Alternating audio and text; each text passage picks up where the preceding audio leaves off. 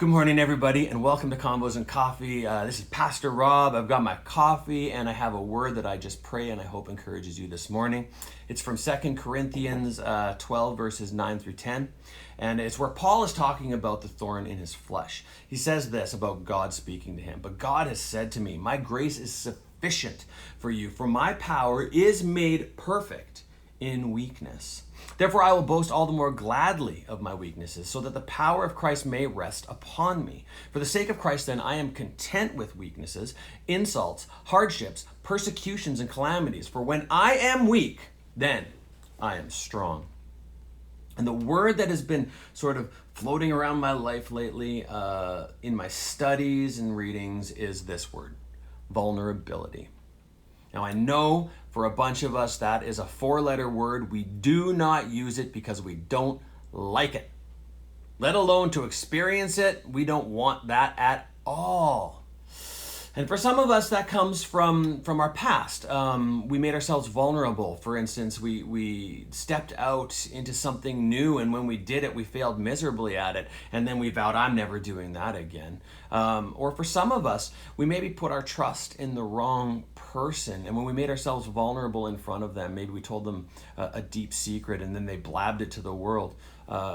It embarrassed us, and so again, we vowed, "Well, I'm never going to put myself out there like that again." But here's the fact of the matter is, unless you're planning to live the rest of your life without love, unless you're planning to live the rest of your days without ever going after a dream or trying to experience new things, you're going to have to make yourself vulnerable. And this is where I believe our God brings such spectacular, tremendous news into our lives. When I look at this scripture, I see Paul being vulnerable. He's talking about being vulnerable in front of God. And like literally in the New Testament, besides Jesus, who made themselves more vulnerable than Paul? I mean, he's confronted by Jesus, who says, "Look, man, you've been persecuting my people. What's up?" And then when Jesus tells him, "You know what, I'm going to send you out and you're going to build my church," Paul has to go in front of these men of God and say, "Look, guys, Jesus, I met him, and he kind of told me that I'm just going to lead this rabble and we're going to build the church together." How much more vulnerable could you make yourself than Paul did for the cause of Christ? And what he is saying in this scripture is absolutely true. When we just allow ourselves to be vessels that God can use, all of our blemishes, all of our weaknesses, all of our struggles, that is when God steps in and he becomes our strength. He becomes our fortress. He becomes our tower, and he becomes our shield. So I don't know what you're experiencing in your life. Do you have a big dream? Do you have something that you have been wanting to go after because God has placed it in your heart, but the fear is crippling you? I want to encourage you, make yourself vulnerable. Lay that stuff down at the cross. Lay it right there and say, "God, not my will be done, but your will be done." And when you do that, God's going to make clear the next steps. And what you have to do as a person of faith is take the next steps. And that is a step of vulnerability. You're going to have to put yourself out there. You're going to have to show people that thing that God has put onto your heart, so that they will be able to apply it to their lives, or they will be able to enjoy it or consume it, whatever the case.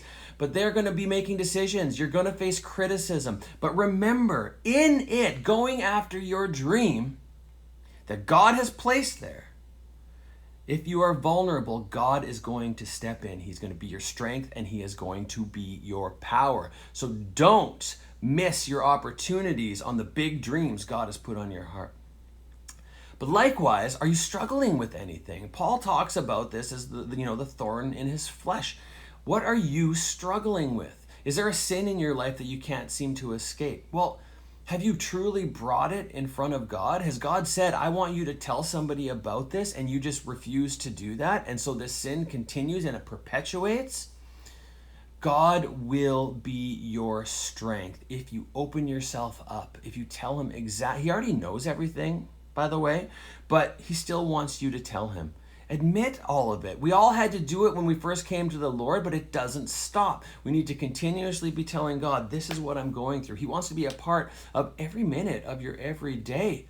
So make him a part of that. Be vulnerable with him so that he can be everything that he needs to be in your life. Again, like, am I saying just be open with everybody out there in the world? Be an open book? No.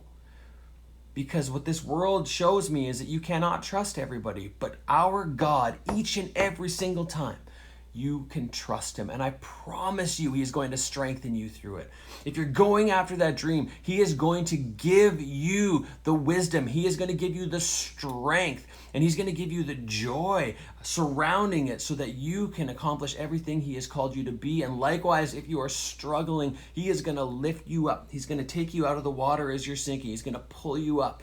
And he's going to say, my child, I am here with you. I will walk with you. At times I will pick you up. And I am your God. So I just want to encourage you this morning, put all of your trust in him. Allow yourself to be vulnerable. It is not a bad word. Being vulnerable is to be alive. I hope you have a really great week. Go after those dreams and just overcome all of those things that would try and trip you up. Love you guys.